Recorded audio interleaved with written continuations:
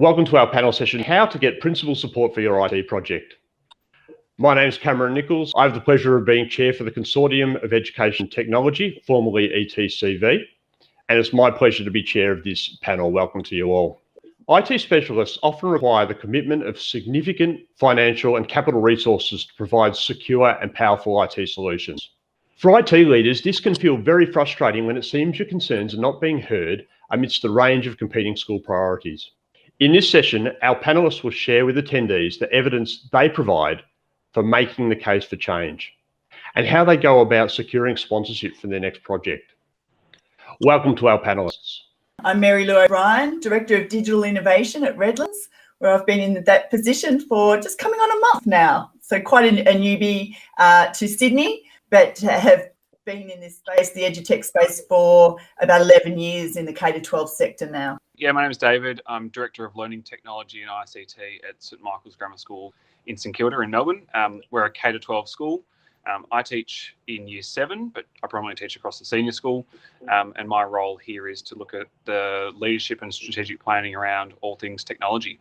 I'm Blake, and I've been in EdTech for about 14 years, most of those years at McKinnon Secondary College. So been here for a long time, been fortunate enough to do a lot of consulting around the country with schools about, topics like this and how to sort of drive change and transformation. Sometimes the nature of the products and systems we use, they're one step removed from the user experience. And I'm thinking about particularly some of our infrastructure pieces, yet they're really important because of that gap or disconnect. It can be hard to justify to educators the need case. What does that look like in your school contexts? So effectively for us in the, looking at, okay, we know there's underlying things that basically underpin a lot of the success you might want to have in the classroom. So things like the Wi-Fi, the infrastructure, those sort of hidden, I guess, invisible services. And behind all of that, there's also other things like logging and monitoring and alerting and this sort of stuff to make sure that we have redundancy. And I think for us, it's around that strategic direction. I mean, I talk a lot about confidence. I think if you want confidence, you have to be relying on things that are going to work. So there's redundancy in there, and all the things in the confidence framework that we talk about in terms of, the access, thinking about that, thinking about the experience that you're having, and then looking at the, the skills of the teachers. All of that has to come into effect. And a lot of that is hidden stuff in the background. So things that are automating failovers and making sure that if an issue does happen, I don't have to physically be there to change it over and there's an hour of downtime, it just flips over. So there's those kind of things that happen in the background, and often they're expensive and often they're hard, to justify. And I think part of that then comes into, how are you aligning what's happening in the back? Like, I need a monitoring server. Well, that doesn't help the teaching and learning directly, but how am I aligning that with the strategic vision? So what I'm always thinking about is, let's look at this, the outcomes of the school, the vision, the values, what our strategic plan is, and then how can I kind of align that logging server or whatever the thing may be, particularly when it's not front and center and it's not, learner focused. How am I aligning that with the greater vision? Probably more for IT managers. I find that they often struggle to sell their ideas to the people at the top. And whether that's the executive or the principal, whoever has final sign-off, they find it difficult to raise issues at a strategic level early in that decision-making process, and particularly if they're not sitting on the executive, and maybe this is more pertinent to independent schools, but they find it almost impossible to gain entry into those conversations at that level. So, I normally in the past have guided clients about, how to tailor that pitch and make sure that you've got the timing right and that you are aligning with the strategic direction and you understand. It's that whole, don't come to me with the problem, come to me with solutions. So actually taking your pitch with solutions bundled in and highlighting, if you don't do this, what could go wrong? There are many schools in which the IT managers are not connected with the executive teams or the leadership teams in their school. Perhaps they're not even aware about the strategic plan of the school and the direction the school will be taking over the next couple of years. So what advice would you give someone that you're working with, if they were in this situation? How would I approach my principal with a significant expenditure item or project? I think it's about starting with your research. Actually, even before that, it's about your relationship with the person that you're pitching to. And it's that level of trust between you both. I think it all comes down to having that trust. But you also want to take the time to understand your principal or your boss's work style, perhaps their weaknesses and their priorities, because you want to tap into what they're prioritising. It comes to fruition that it has to align with their strategic plan. And I suppose one tip is, if you don't feel the trust is there, well, that's when you tap into experts and bring in experts to come in, present to the exec team with the principal in the room. Can you think of an example of a significant challenge or project that you've had to convince the leadership team to release significant resources, and how'd you go about it? Yeah, thanks, Cameron. Recently, we've been moving our assessment and reporting from its legacy system, which is an in-house proprietary system, to an off-the-shelf package. And that took a couple of years of convincing. And the way that I went about it was aligning it to the strategic plan. And that's the school strategic plan, which actually drove then our own internal IT strategic plan. Having that document as a living document that the IT team refer back to, it drives our work plan for the year. It also helps us then convince back up the chain when we want to have some investment or time for that, that we're saying, well, we actually are working towards the strategic plan. So moving this assessment reporting platform, I've then done a proof of concept. I've done the whole demonstration, documented it all, to give the leadership confidence that I've done my homework. If I was in their shoes, I wouldn't want to hand over such an important piece of the school's assessment reporting over to something that hasn't been trialled. But then also, the main thing there is that strategic vision, which came from putting my hand up to be part of the group that worked on the school strategic plan. So I'd say to any IT manager or IT professional within a school that if that comes around, it normally comes around every 3 to 5 years, the school should ask for people to be part of that panel. You'd be putting your hand up so you can help direct the language, direct the priority of the school strategic plan. And it also gives you a really good buy-in to know how to write your own one for your own IT team. Just more broadly as well, if I can just talk about when I'm consulting with schools, this is probably the number one issue. Is I would always have this big meeting. Oftentimes people get quite heated in these meetings. We have the technicians and the teachers, and this person's not letting me do this, and I want this, and that's not happening. Many times got heated, which is surprising when you have an external person in there. It's a little embarrassing for the school, but that would happen a lot. And I think the biggest thing that I saw was after that meeting, the IT manager would come along and literally give me everything that he needed to tell the teaching side or the leadership of the school. He would say to me, look, we need the Wi-Fi because of this, because of that, and if it doesn't work, and this is impacting this and this. And so often we're all heading in the same direction. We all want the same things. It's just about packaging it up. And again, just echoing what Mary Lou was saying about selling. Like, if you're in any form of leadership, you have to be thinking about how you're packaging and selling that information. So not just to the leadership for purchase, but then once you purchase it, what are you doing in terms of getting staff on board and making sure they're understanding where you're coming from and having something to show. So we're talking about that R&D budget to go and buy something and try it.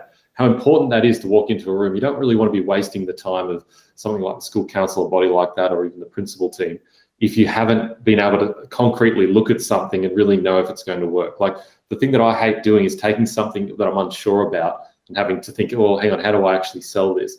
I need to have played with it. I need to know, authoritatively when I'm talking about it, that yes, this is going to work. And I know that it's going to work because I've seen it working and I've had it work. In projects, and when there's lots of money involved, it can certainly stir emotions. But I can tell you now that passion, positivity, and excitement will always outweigh anger.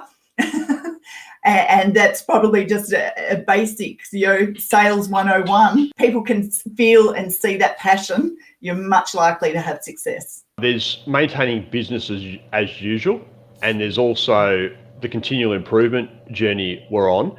But we're also dealing with nuts and bolts and wires and technology and software and things break.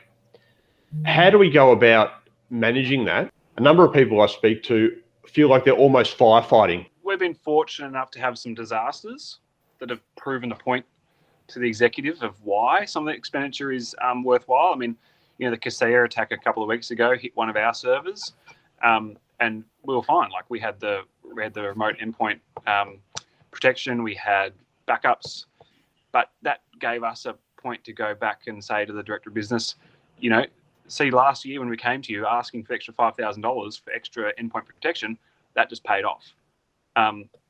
We had an issue where our ARNet cable got dug up down St Kilda Road a couple of years ago from the metro train tunnels. Now, that gave us, we're out for like 3 days, but it gave us a good point to say we need a diverse link. But you can't rely on disasters occurring to get your money. What we have is, a 5-year plan of infrastructure.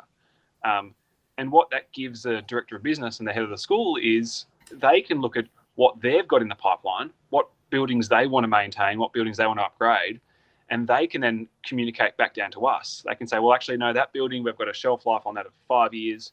That building we need to do something else on. But if we're open and we have it planned out, we can help ourselves by them then feeding back to us what they're planning.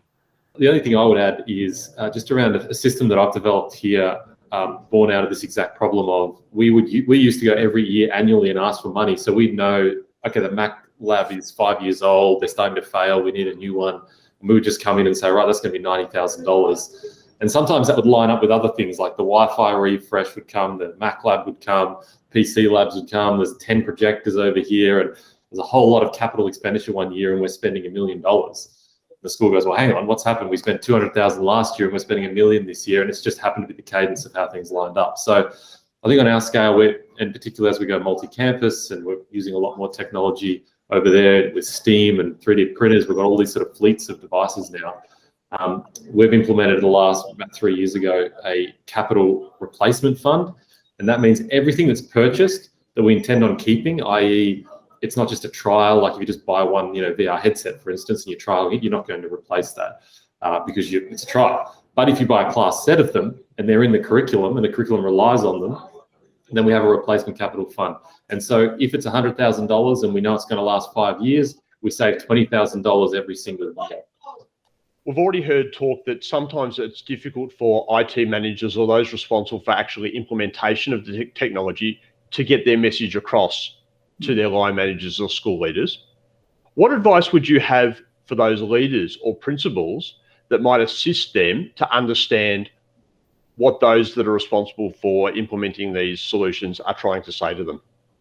I think they also need to know that someone above them is going to take action.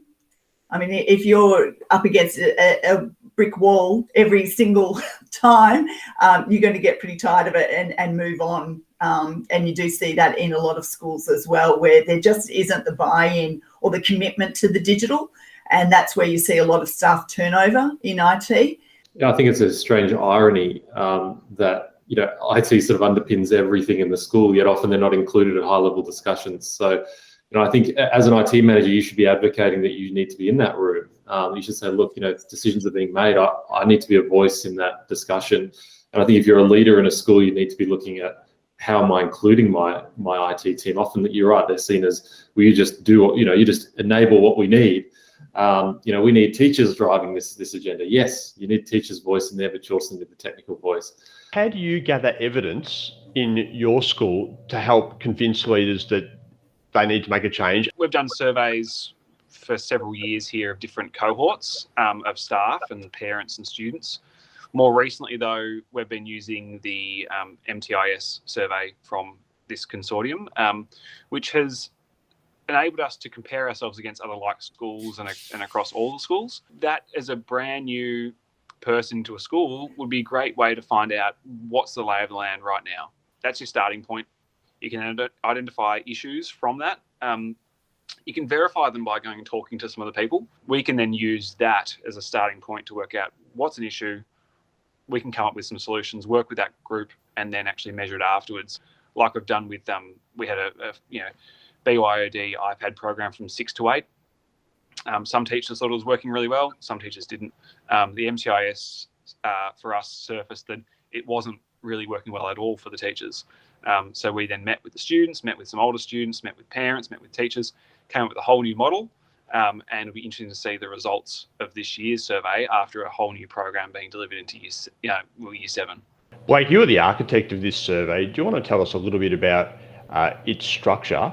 Sure. So I think, it's born out of a need. Obviously, every good product comes from a need, a clear and present need. And my selfish need, I suppose, was that we would look at survey results and we'd say, okay, 90% of people said they liked using G Suite.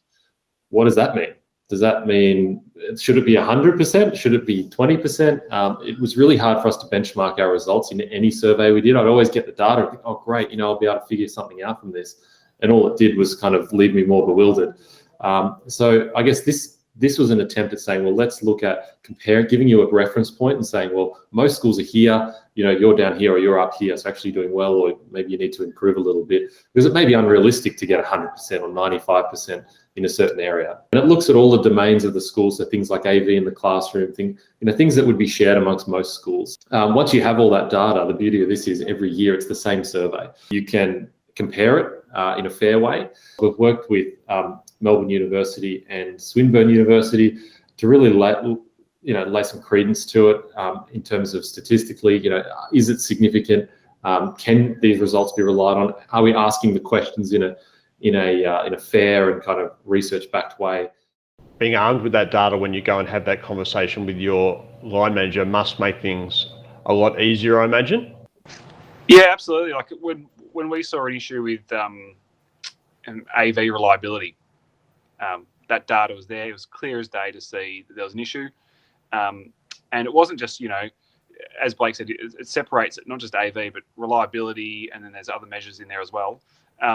But as soon as we then made a change from one product for wireless projection to another product, the next year, it was like 20% improvement. One thing we do, which I think you need to do, give the staff who have taken their time to give us the survey data, give them feedback on what we saw and what we're planning on doing to actually change from what they've given us. It's not only validating it, but it comes back to what we were saying earlier about the selling of your ideas. So I think for me personally, if I give survey feedback and it goes into a black hole, you're going to stop giving it. So I think if you want really good high quality feedback, you need to be showing what you're doing with it. That really helps smooth the process, and again goes towards this building trust with your community that can then make further changes and bigger changes much easier in the future. Blake touched on the technical, but I'd also like to throw in the user experience, the UX in the mix, and also the learner experience, which is now referred to as LX. But certainly the user experience is an area I'm really interested in, and I've worked on a lot of projects in schools where I'm seeing a mix of platforms, and some of them do exactly the same things as one another. You come into a school and it's running Microsoft Office 365 alongside Google Education. And then that just filters right down. The plethora of platforms is just unbelievable. And often that can actually be led by the IT department. The teacher-led software infiltration tends to happen when they go off to PD and come back with ideas. So my suggestion to school leaders is to always have someone overseeing that process, and whether that's, they submit a form or it's going to a committee like David mentioned, but there has to be some strategic oversight. Blake mentioned, you need some things, you need some money to be able to buy stuff when you need it right now. We did a thing where we went to the board to apply for some money each year as flexible research and development money, to be able to buy things that come up that you can't foresee, such as the virtual reality setup behind me. When the budgeting cycle came through, it didn't exist. It came up, we wanted to experiment with it. We had then the flexibility to buy it without having to do the formal process. So I'd like to thank you all for your contributions to this panel and insights and your flexibility in working this way. Normally we'd all be sitting together on the stage at EduTECH in the tub chairs with the lapel mics, but not to be this year. Thank you very much for your flexibility and willingness to. Thanks, Cameron. Thanks, Cam. Thank you.